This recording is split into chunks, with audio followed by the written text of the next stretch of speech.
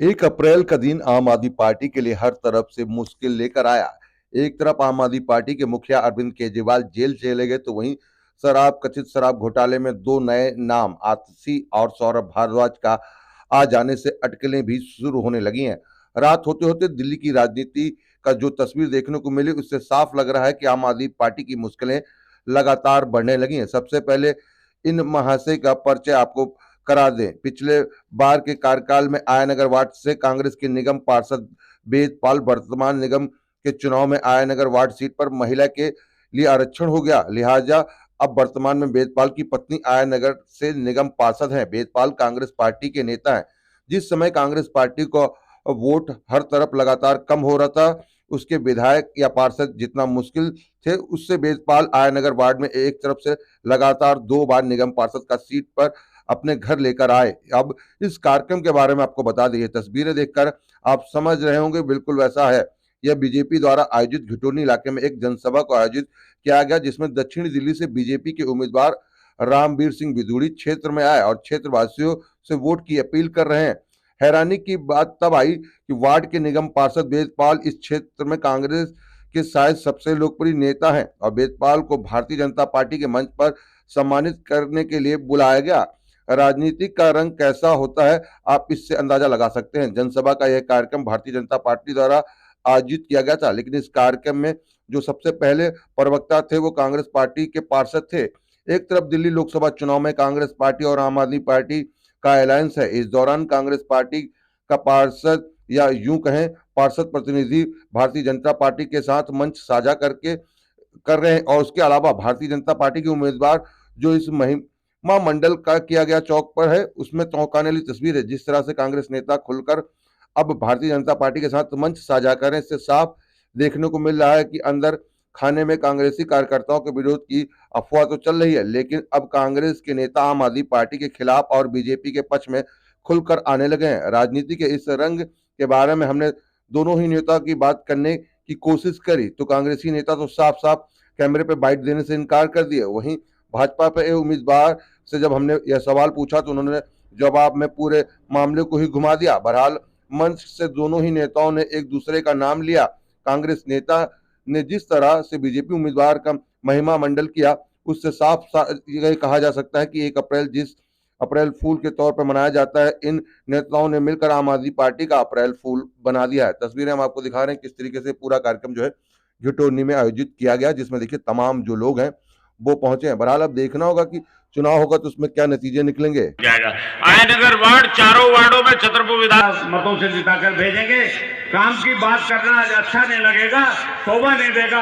आज सिर्फ हम आपको आश्वासन देना चाहते हैं, इसके बाद आपसे 5 साल काम की बात करेंगे और कोई नहीं करेंगे, क्योंकि आपकी क्षमता ये है कि मुख्यमंत्री को भी आप आगे दौड़ा लेते हो, जैसा कि सदन में आपका इतिहास रहा है।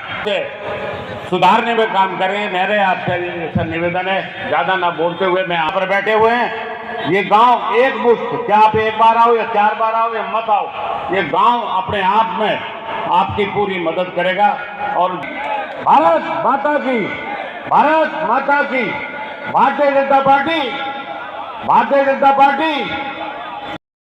श्री वेदपाल जी, पूर्व निगम पार्षद आदरणीय श्री सुरेश चौधरी जी, चौधरी धीरज पहलवान जी, चौधरी अभयराज जी, चौधरी सिद्धार्थ जी, मैं अपनी ओर से और आप सभी की ओर से देश के यशस्वी प्रधानमंत्री आदरणीय श्री नरेंद्र मोदी जी का, भारतीय जनता पार्टी के राष्ट्रीय अध्यक्ष आदरणीय श्री जगत प्रकाश नड्डा जी का, भारत के यशस्वी गृह मंत्री आदरणीय श्री अमित शाह जी का बहुत बहुत धन्यवाद करना चाहता हूं, आभार व्यक्त करना चाहता हूं कि मुझे साउथ दिल्ली पार्लियामेंट सीट से लोकसभा का उम्मीदवार बनाया है। और इसके पीछे मंशा यही है कि चाहे वो साउथ दिल्ली हो, चाहे वो दिल्ली हो, आज पूरी दिल्ली नरक में तब्दील हो गई है। सभी की इच्छा है कि स्थिति बदलनी चाहिए। घिटोनी गांव के बारे में बहुत कुछ कहा गया है, हमारे साथी आदरणीय श्री जगदीश लोहिया जी ने भी बहुत कुछ कहा है। निगम पार्षद श्री वेदपाल जी ने बहुत कुछ कहा है।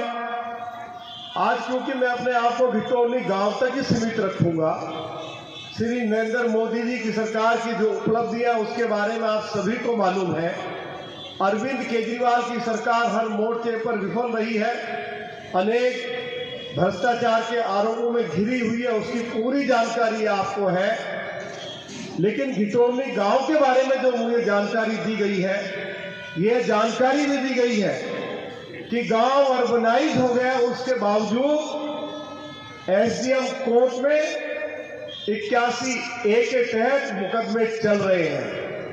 मुझे ये जानकारी भी दी गई है कि जो लोगों की अपनी निजी जमीन थी इनको बंद करवाया जाएगा, कोई एसडीएम का मुकदमा नहीं चलेगा, ये मैं ऐलान करके जा रहा हूं। और यदि कोई फैसला एसडीएम ने दिया है, आपकी जमीन ग्राम सभा में पेश कर दी गई है, उस जमीन का मालिक गांव के लोग होंगे, उसका मालिक हम सरकार को या डीडीए को नहीं बनने देंगे। ये मैं घिटौनी गांव में ऐलान करके जा रहा हूं।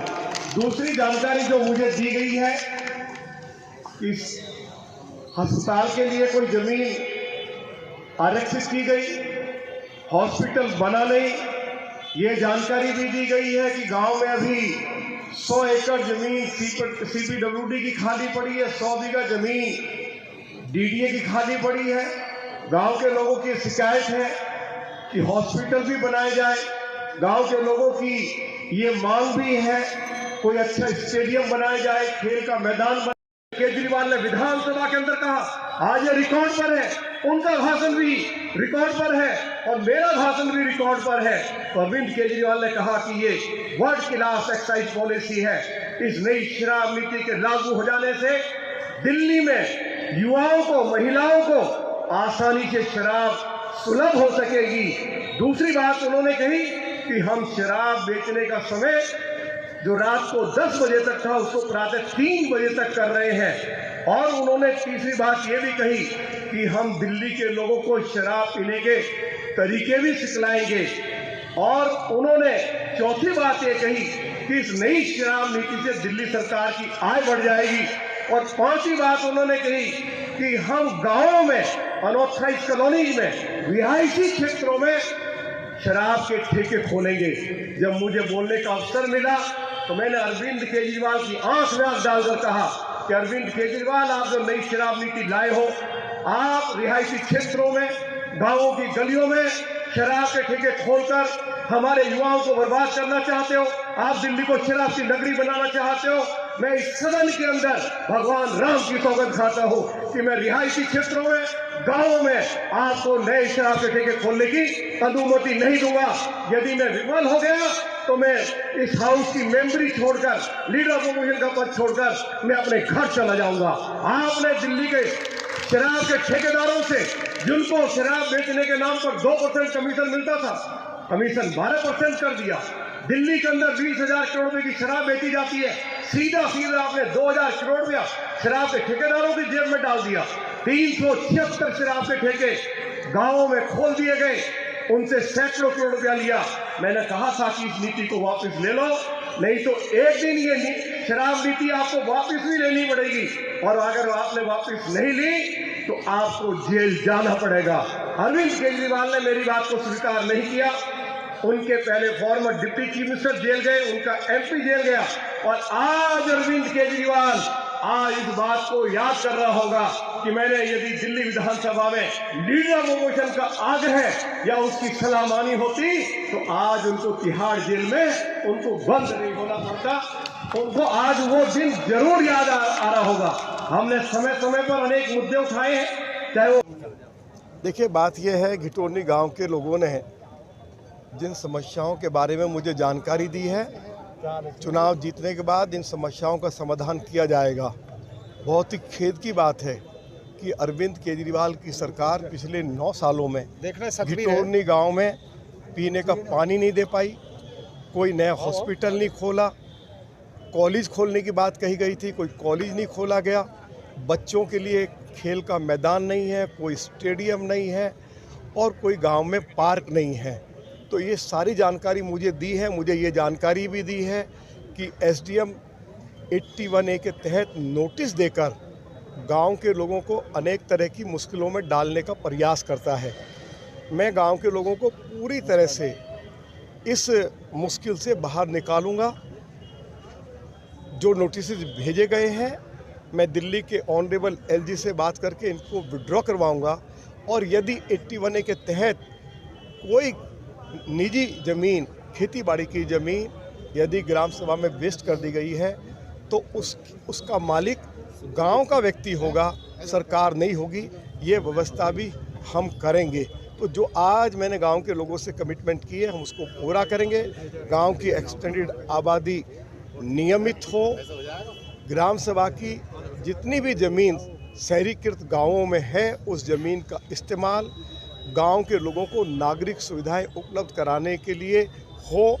नागरिक सुविधाएं हैं कि वहाँ पर हॉस्पिटल बने, स्कूल खुले, डिस्पेंसरी बने, खेल का मैदान बने, स्टेडियम बने, कम्युनिटी सेंटर बनाया जाए। और आवश्यकता हो यदि गांव में सीवर लाइन डालनी है, तो यदि सीवर लाइन डालनी है तो आपको सीवेज ट्रीटमेंट प्लांट लगाना पड़ेगा।